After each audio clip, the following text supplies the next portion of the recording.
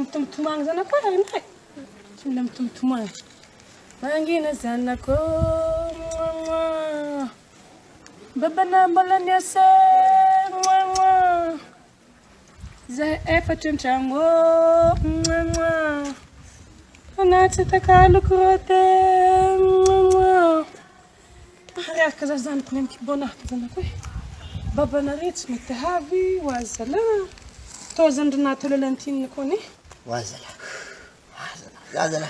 Tozala raha mahagaga za aminato. Fitirana. Wa. Tsara misy zaraiky to ihany manaporo tsara. Wa. Walalina. Mivlagna babana retsy nagnino e. Mamo. Na zany za jiaby retsy namofo e anaty bomde. Ave win koa. Nagnino? Tsy tia manga. Ngalana anaty ala fikoboka manga. Zany ave win koa. Azao ni tina batata aminarete, kara tina batata. Aw, arana. Tsako. Arana zanako to manga. Amlafa itanao. Afa misy hafa ko agnatin'ny kibonao e. Wow. Ino mo raha te afa volanky edena tamiziny. Manjary ta ya manjary zena izena bikibo.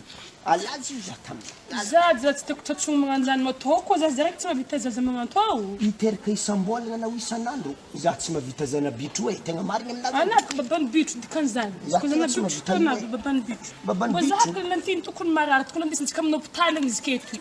Azy ko na vem na mampitarika za maro magnanio izy ko na tsy miaraka aminazy za tsy manao maro voaty zana. Vitro magnany za zare malahe babe raiky babe tava amlohanao. Nda mandeha mangiry malahori we. Ndam za babanare, ndam zo hazy fo ndafo.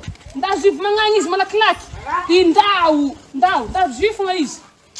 Lefaka babanare. Magnany titera ndafo. Ndao.